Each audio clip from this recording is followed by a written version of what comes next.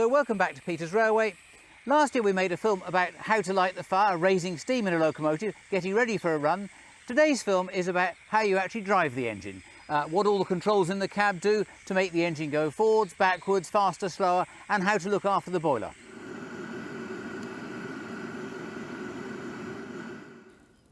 So the engine's not had a run yet, so the cylinders are cold, so my first thing to do is to warm the cylinders up with some steam. So I'm going to open the drain valves, which is here, open the drains, and then I'm going to let a little bit of steam through to the cylinders, and that will start to warm the cylinders up, and you'll see the condensed steam turning back into water and coming out of the drains. So I'm going to just crack the regulator open.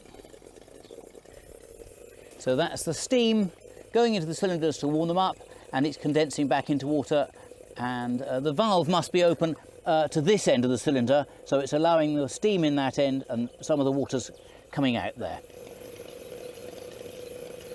In a moment, when it's warmed up a bit, you'll see some steam coming out. I've got the brakes on the engine, it's in mid-gear, so it won't come to any harm. It shouldn't take off without me. So I'll open the regulator a bit more to warm up the cylinders. So here we are, filling the tender with water from the little water tower that I made many years ago. So the tender is now as full of water as you could possibly wish it to be, and amazingly I haven't spilt a lot this time.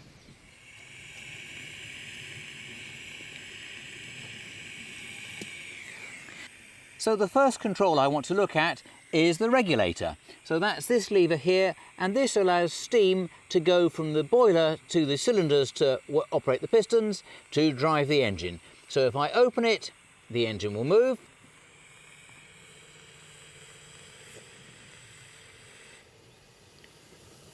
More steam is this way, and then shutting off the steam is that way. The next control I want to look at is the reverser. So the reverser is this control here, and at the moment it's set in forwards gear, and if I wind that a few times and wind it into reverse gear,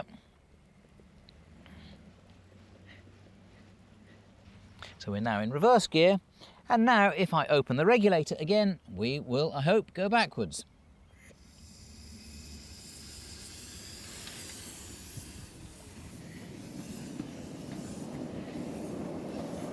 And shutting the regulator,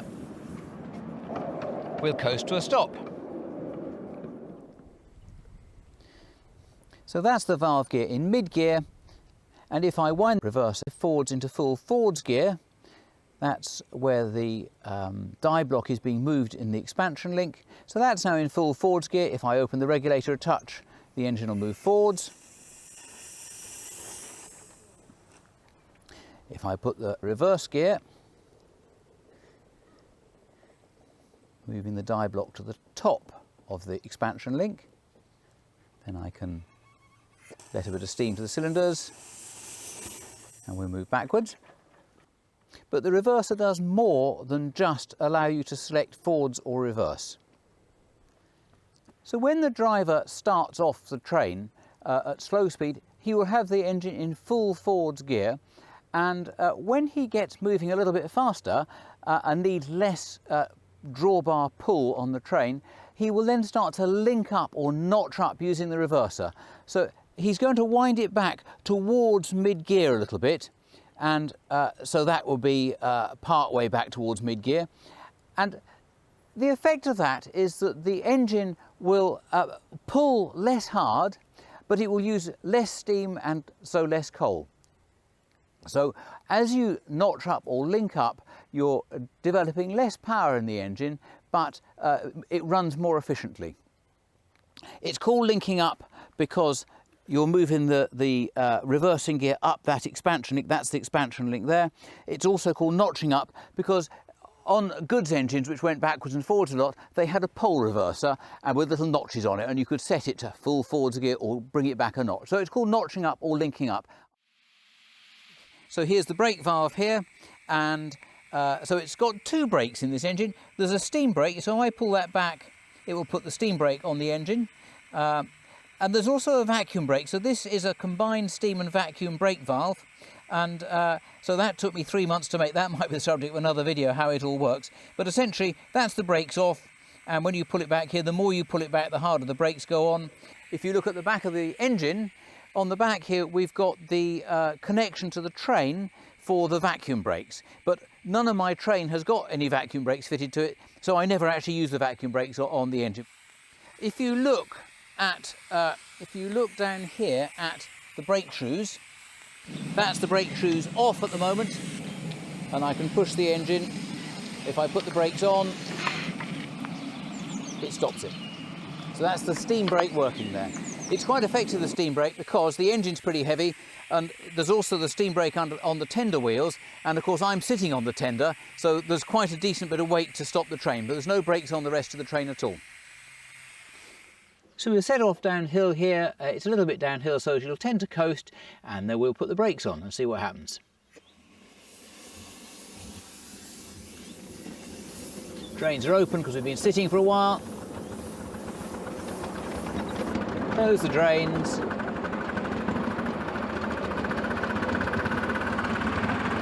Now I'm going to put the brakes on a little bit. Takes a while for them to come on. That's just touching them on a bit. And I'm going to put them on firmly now.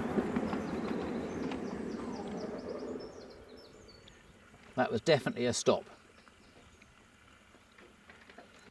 We've not got full boiler pressure at the moment. That's a thing to watch out for, because the engine will get going perfectly effectively at quite a good speed with not very much boiler pressure, but the brakes are rather less effective, which can be a little bit alarming at times. So you think, oh, I'll just put the brakes on now, and very little happens. So the other brake I mentioned is the handbrake, which is this one here. So the driver will just wind that on. So that's the handbrake on now. That just works on the tender. And so the correct way to leave the engine is in mid-gear. So we'll wind the reverser back to mid-gear. The drains are open and the regulator's shut. If someone was to open the regulator, which they shouldn't do if they're not in charge of the engine, if they were to open the regulator, nothing happens. Steam comes out of the drains, some comes out the chimney, I know, and the engine doesn't move. The other reason for leaving the drains open is that if the regulator's leaking a little bit of steam past the regulator towards the cylinders, then if the drains aren't open, the pressure could build up, and that would then maybe make the engine move when you weren't expecting it. So the correct procedure is brake on, drains open, mid-gear, and regulator closed, and then the engine's safe. So we've got fire, we've got steam pressure, we've got water in the boiler, so we better go for a drive. So, full forwards gear,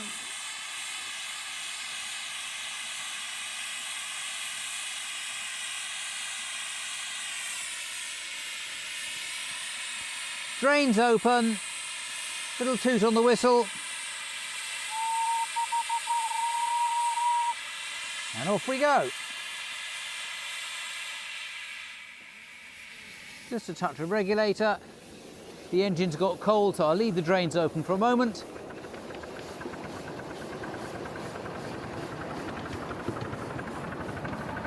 Link up a little bit. Close the drains, and we're off. Don't want to go too fast, we're about to come to the points, onto the turning loop.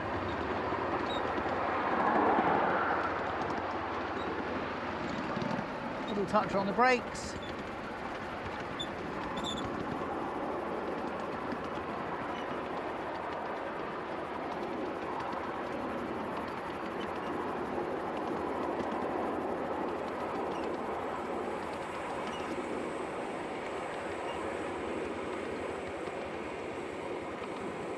Steam back on, we're going up the gradient now.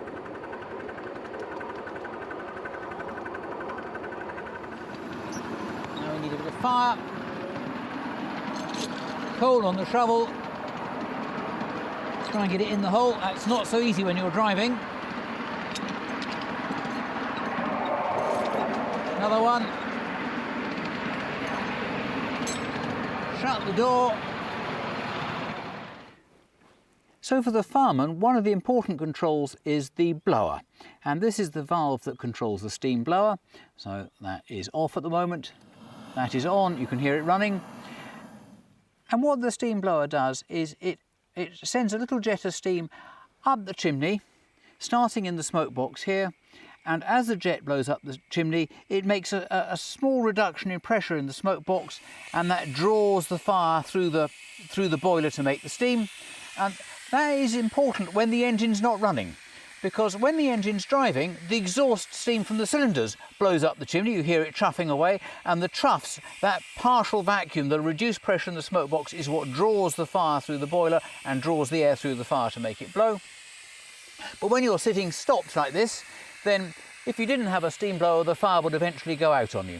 So you can see quite clearly in here the blower is off at the moment. We've got a good fire because I've just put lots of coal in. So if I look in here, the fire's looking a bit dull at the moment. And if I turn the blower on, it'll start to brighten up very quickly.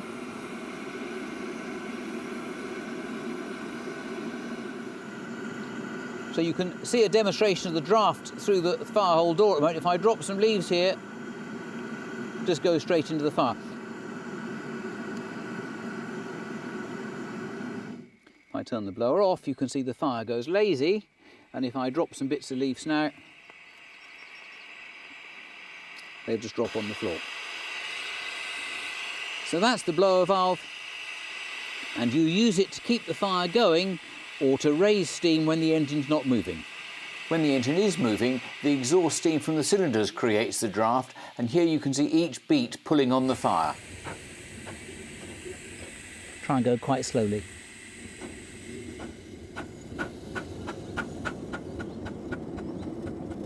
If I go too fast, you won't see it.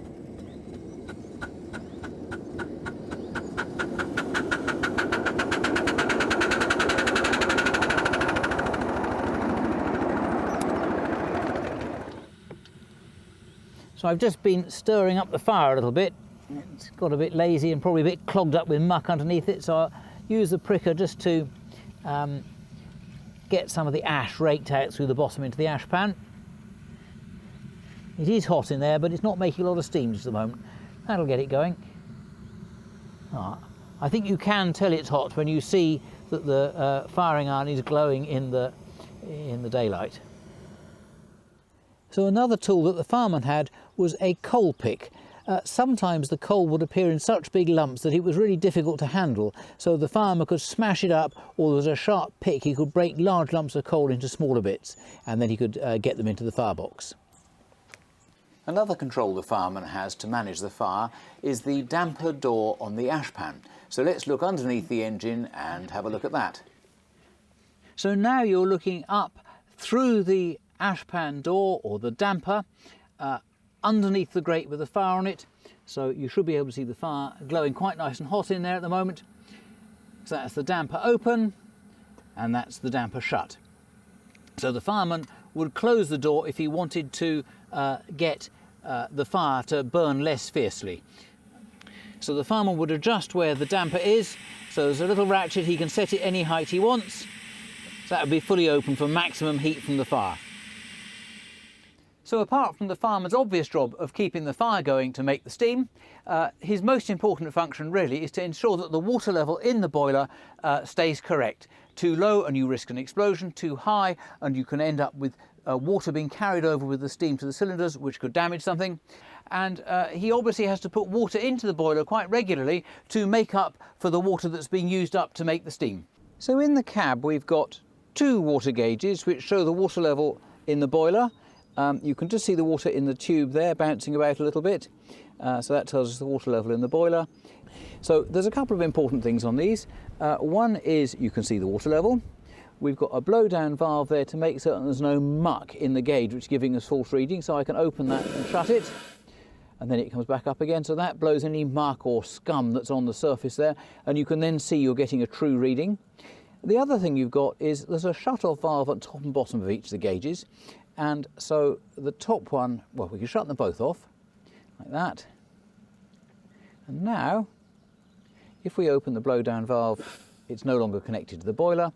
And what we can do, we can test that both passages are completely clear of obstructions. So if I open the top one, you'll hear steam going down through the gauge and through the blowdown. And if I open the bottom one,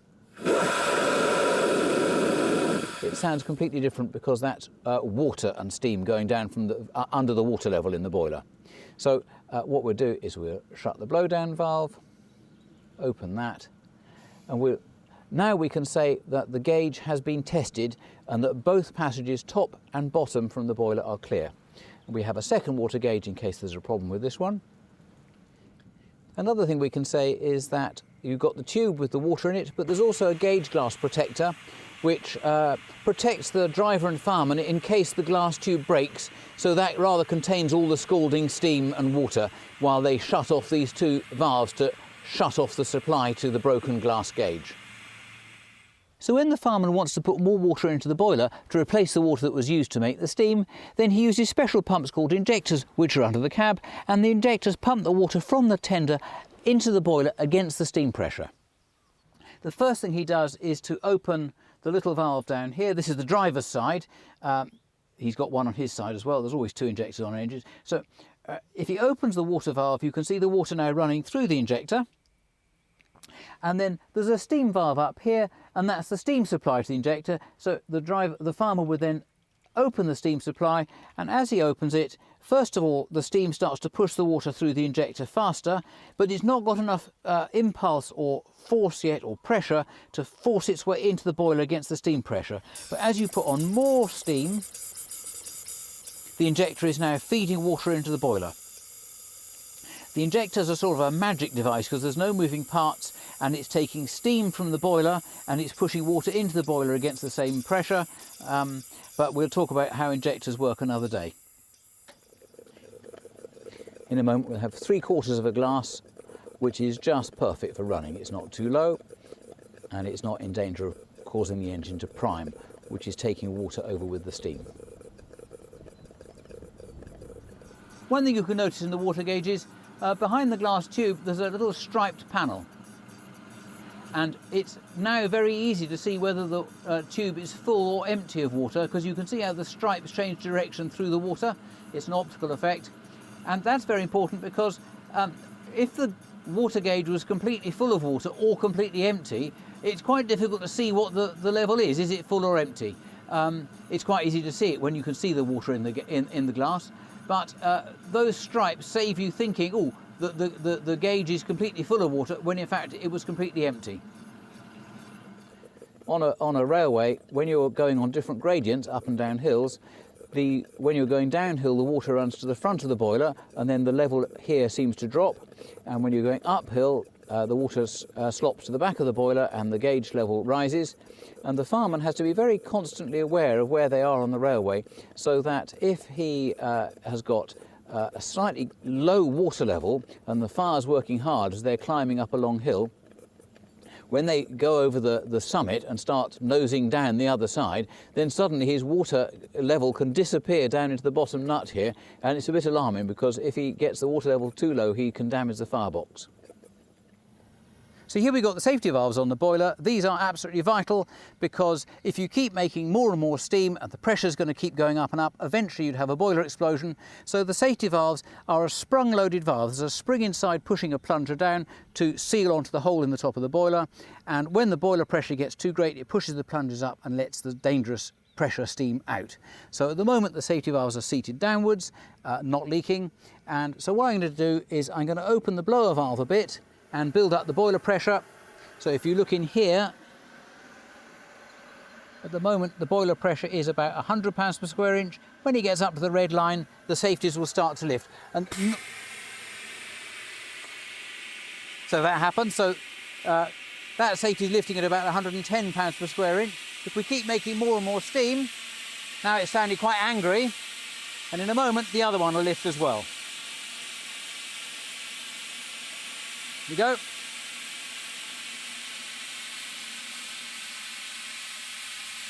So one of the things that's really important is it doesn't matter how much fire I've got in there, how much I've got the blower on, the boiler pressure must not rise very much more than the set amount. So the safety valves must be able to cope with the amount of steam that the boiler can make in the worst possible conditions. Maximum fire, maximum blower. So if I put the blower on a bit more, if you look in here, the pressure gauge is now up at the red line, and the safety valves are keeping the pressure from rising any higher. We've got plenty of water in the boiler, so I'm not in any danger. And the pressure gauge has got to the red line at 120 pounds per grain, and it doesn't matter how much I put the blower on or how much coal I put on, the safety valves can cope with that amount of steam that it's making. A little look through the cab window. So you might enjoy looking at the driver and fireman's mugs for cups of tea, and there's the little tea can. Very important to have engine drivers' tea when you're out on the railway. Cheers. So now we're going to go for a little drive round the line, and you'll see the things I'm trying to do while we're going. So we've got plenty of steam, the safeties are lifting. We've got plenty of water in there, that's fine. We've got a reasonable fire now. I think what I'll do before we start, I'll put a little bit of coal in the fire. Put 4 shovelfuls in, damn the expense.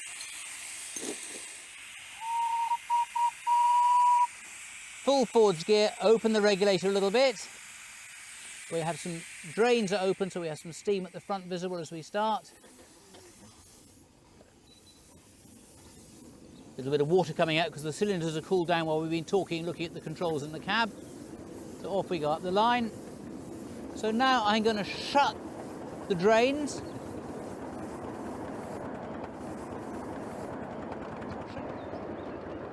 And now that we're moving, I'm going to notch up a little bit, link up. So I've done that. We don't need a lot of power here.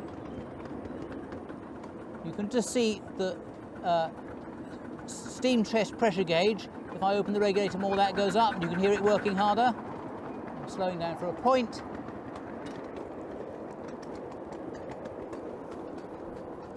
So here we go round the top turning loop. See the water levels dropped a little bit because the engine's going downhill.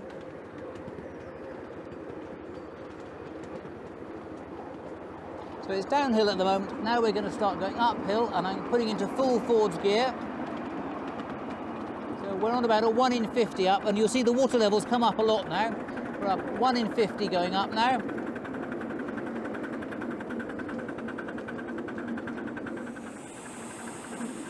Now we're going to go through the spring point.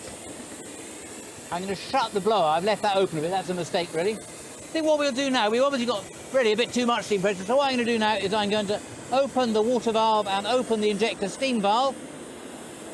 And we're going to put water in the boiler while we're running. That's it picked up. Right, so we're now feeding water into the boiler on the move. We are uphill here and a curve, so a little bit of steam pressure.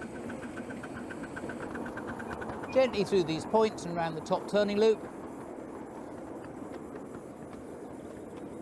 There's a lot to do because I've got to do the job of both the driver and the fireman on this engine. There isn't room for 2 of us. You can see the 2 little white dots on the lubricators moving round. So they're doing their job, oiling the main axle boxes and the cylinders with steam oil.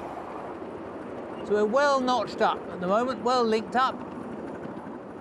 And as we get to the gradient, I'll start putting it more into forwards gear.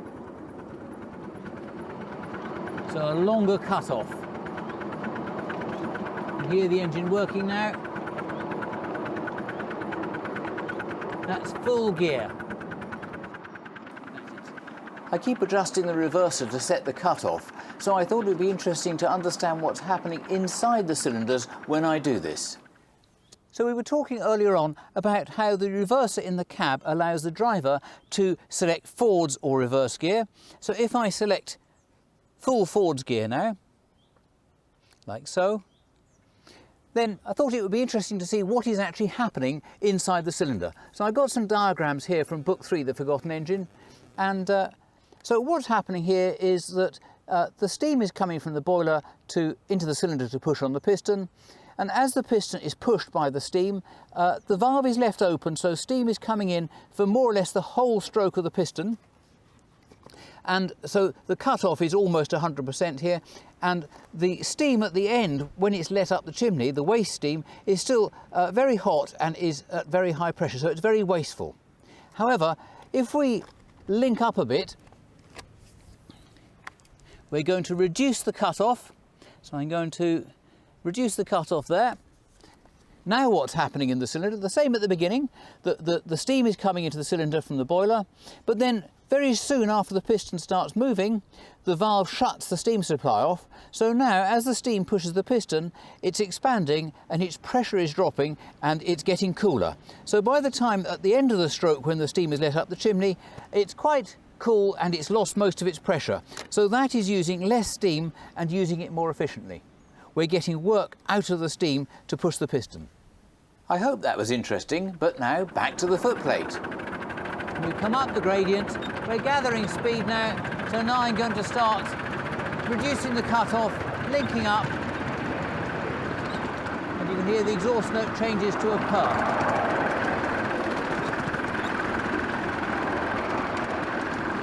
Now we're using steam as efficiently as we can do.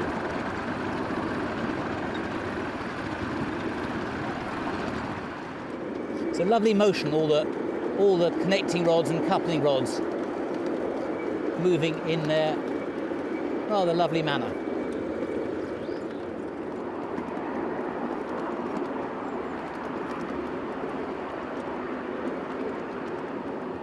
So I've gone into full gear there now, and this time when we've gone over the points, I'm going to open the regulator absolutely wide, and you'll see quite how much power this locomotive has got.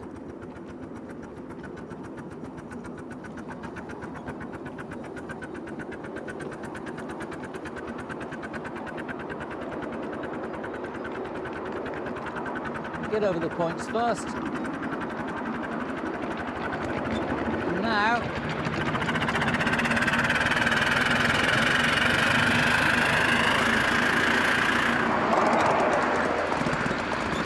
quite an acceleration for a locomotive.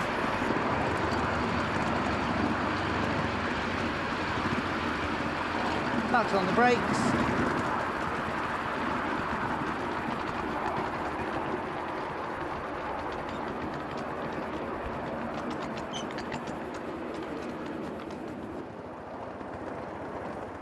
So I hope you've enjoyed this little film about what's involved in driving a steam locomotive. Bongo may only be 1/8 full size, but it's essentially exactly the same as driving a large engine. Bye-bye for now.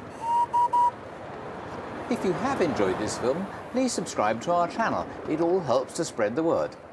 Until the next time.